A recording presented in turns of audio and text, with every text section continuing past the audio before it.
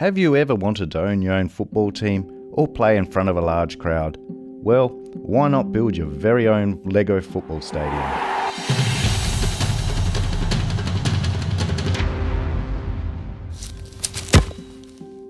In this episode, I'll take you behind the scenes and show you some of the tips and techniques to create your very own stadium. Before we get started, subscribe. We've got some exciting projects coming up. Let's get started. When you begin the build, there are three main points to consider. The first is to set a budget, as the build can very quickly spiral out of control. The second is where will you display the model. The size of the room may determine how big your stadium is, and the position in the room could determine how much of the model you actually see. The third point to consider is transport. The more modular you make it, the easier it is to build and move. Let's start construction of your new stadium at the beginning. The official Lego football field is 32 studs wide by 48 studs long, but you also need to allow approximately 6 studs or so behind the goal lines for the nets. The next step, you'll need to make 2 seating templates, one for the length and one for the width. With these 2 templates, I was then able to work out exactly how I want my seating to be arranged. I also wanted to make sure I had 2 45-degree corners. This is so I can have an access tunnel. So with this in place, my field ended up being 42 studs wide for a 60 long base. I have built up the base off the table surface and let the centre of the base open up so the field can be easily removed if I ever need to change the playing surface. Once the base and playing field was built, and put a border of dark grey 2x2 tiles around the field. This was done so officials such as police, security, media and emergency personnel could access the crowd just like our real stadium. For the goals, I had to make them a little different from what the official Lego goals are.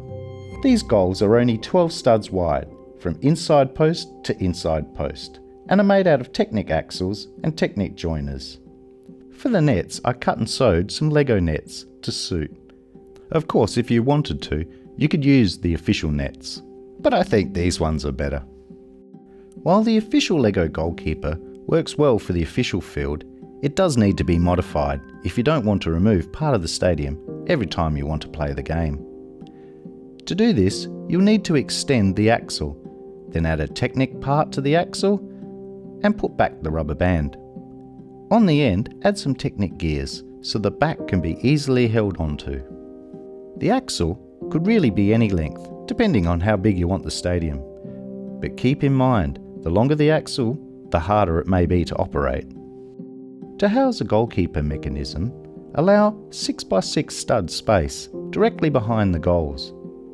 Drop this space by 1 plate below the field's surface so the ball won't be able to run underneath the goalkeeper. For the sideline concourse, you'll need to add 2 players' benches and a players' race. You will notice that in the 3 stadiums I built, the concourses have all been tiled. This doesn't have to be done, of course, but it makes the stadium a little more finished, and it's a lot easier to clean. To increase the seating capacity of the stadium, you might want to consider concourse seating around the corners. The first thing you'll need to use is hinge plates, and these are joined so that every second join is 3 studs across.